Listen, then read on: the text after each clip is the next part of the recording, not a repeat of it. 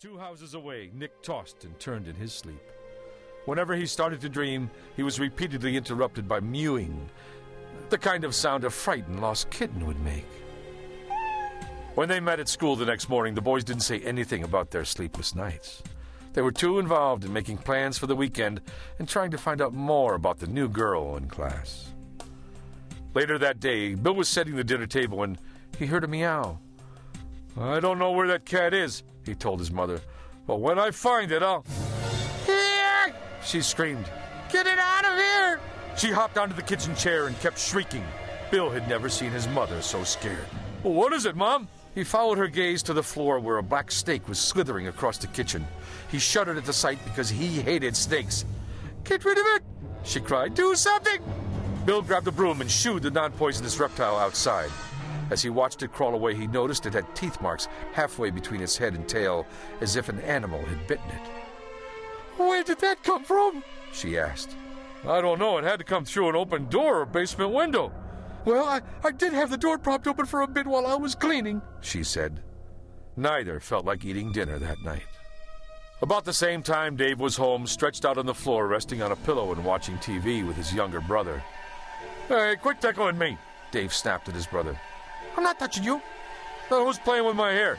Dave sat up, turned around, and yelled, "Ah!" A rat, bleeding from its sides, was scurrying around the room. Meanwhile, Nick was home washing up for dinner. As he looked at himself in the bathroom mirror, he reached for a bar of soap, but what he felt wasn't soap. His hand jerked away and he let out a yelp. It was a dead bird, one with teeth marks on its back.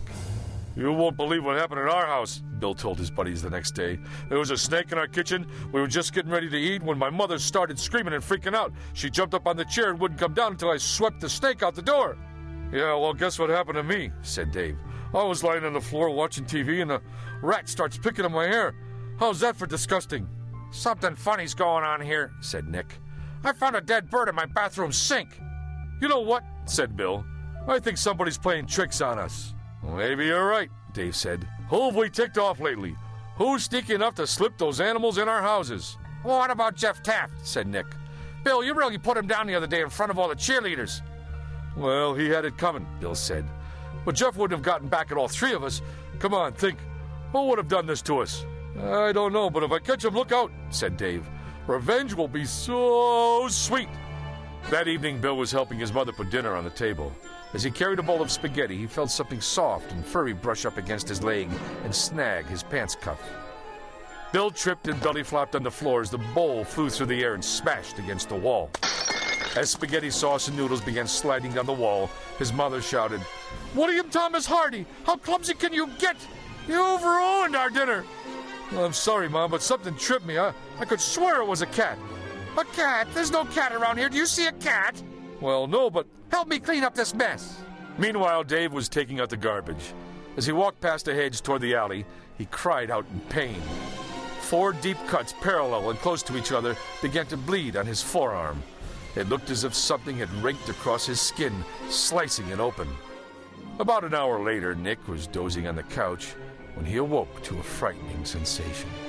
He felt something furry covering his mouth and nose, and he couldn't breathe. Frantically, he tried to get the thing off his face, but there was nothing there. In desperation, he rolled off the couch and finally was able to breathe again. The next morning at school, before the first bell rang, Nick told his 2 buddies, "A lot of weird stuff has been happening, at least to me, and I've been doing some thinking. The other night, after the cat was killed, I kept hearing strange mewing sounds in my dreams." "I couldn't even get to sleep that night," said Bill. "There was a strange cat howling up a storm, and it sounded like it was inside my house. It sounded like it was inside the walls." "I kept hearing a cat hissing," added Dave. "Okay," said Nick, getting more excited. "I think we're on to something. The next day, what happens? Bill, a snake gets in your kitchen, Dave's got a rat playing in his hair, and I find a dead bird. Now what do they all have in common?" The boys gave him a blank stare. "Those are the kind of animals a cat brings into the house," he said. "Now that you mention it," said Dave, "the rat was bleeding." "The snake had bite marks on it," said Bill. "And so did the bird," declared Nick. "Oh man, this is getting too freaky," Dave said. "Follow me on this," said Nick. "Did anything strange happen to you last night, Bill?" "Yeah, my mom blew a gasket because I was carrying a bowl of spaghetti to the dinner table and tripped and the spaghetti went flying." His eyes grew wide. "You know, it felt like a cat."